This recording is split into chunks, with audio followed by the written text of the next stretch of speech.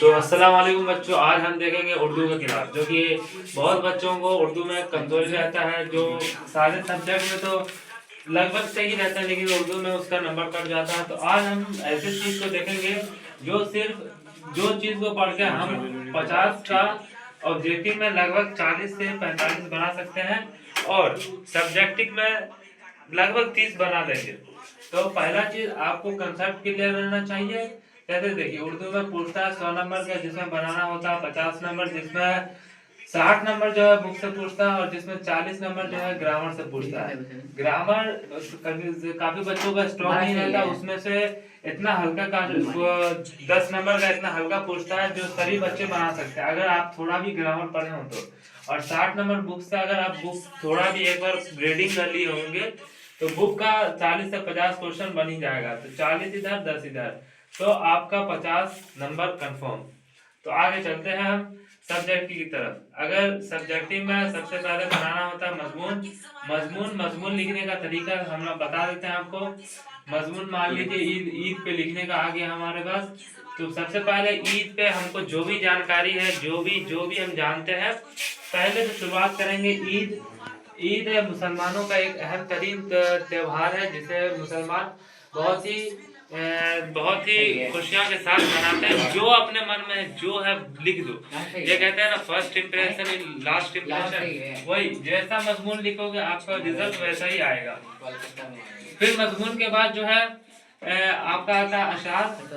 अशार में जो है आपको बनाना होता है दो, जैसे जो 4 नंबर का होता है। अशार में आप कुछ लिखे या ना लिखे, सिर्फ ये लिख दें पेशेन अगर शेर फला फला का है, अगर आप ये लिख देते हैं तो आपको 1 नंबर मिल ही जाएगा। फिर उसके बाद अशार के बाद जो आता है खुलासा। खत या दरखास्त। खत या दरखास्त आता है, जो कि हमारा 5 नंबर में पूछा जाता है। खत खत हम कैसे लिखेंगे? खत आप लोग लिखने का तरीका आपको मालूम होगा, तो खत को छोड़ते हैं, दरखास्त को छोड़ते हैं। अब हम आगे चलते हैं 2 नंबर वाले क्वेश्चन पे।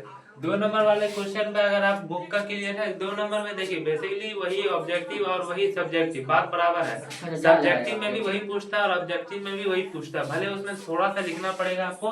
और तो आपका अगर आपका ऑब्जेक्टिव क्लियर है तो आपका सब्जेक्टिव भी लगभग क्लियर है। तो सब्जेक्टिव के बाद आता है 5 नंबर का क्वेश्चन, जो कि 6 पूछता है, जिसमें से 3 बनाना रहता है। उसमें से 1 पूछ लेता है आपका अशार। आप अपने मन से कोई भी 3 अशार लिखे, तो आप उधर से लपेट सकते हैं। जो क्वेश्चन में दिया रहता है 3 अक्षर, उस उधर से मार दीजिए 3। या अगर आप अलग से एक्स्ट्रा में आपको याद है, तो आप अपने मन वाला एक्स्ट्रा वाला जरूरी लिखें, उससे आपको नंबर नहीं काटेगा। और उसके बाद जो है एक पूछता है जो लंबा रहता है इक्तबास को, उसको छोटा करना पड़ता है। तो उसमें मान लीजिए आपको पूछा कि फला के बाप का घर यहाँ है और उसका बेटा का घर उसके साथ रहता है, इसको इक्तबास को हम छोटा करना है। तो इसको हम ऐसे लिख सकते हैं, एक बाप और एक बेटा एक ही साथ एक घर में रहता है, बस बात खत्म। तो आपका अगर इस हिसाब से लिखते हैं तो आपका 50 में से 30, अगर आप कुछ नहीं पढ़े हैं तब 30 आ सकता है। अगर आप पढ़े हैं और ये ऐसा वीडियो ऐसा इस हिसाब से लिख देंगे, तो 50 में कितना भी नंबर काटेगा 48 49 दे ही देगा। फिर उसके बाद ऑब्जेक्टिव आप ये कोशिश करेंगे ऑब्जेक्टिव हमारा एक भी गलती ना हो। अगर ऑब्जेक्टिव एक भी गलती हो गया आपका, तो नंबर में आपका गड़बड़ हो सकता है। क्या कि अगर आप शुरू से पढ़ रहे हैं तो इंशाल्लाह आपकी एक भी कोई भी ऑब्जेक्टिव गलती नहीं होगी। और आप ये आज मॉडल सेट, पूरा मॉडल सेट, जो भी मॉडल सेट है वो बना दें। जो भी गलत वर्ड या करेंगे, जो भी आप के पास है सब बना दें। तो चलते हम। आप आई होप आपका एग्जाम कल के लिए अच्छा जाए।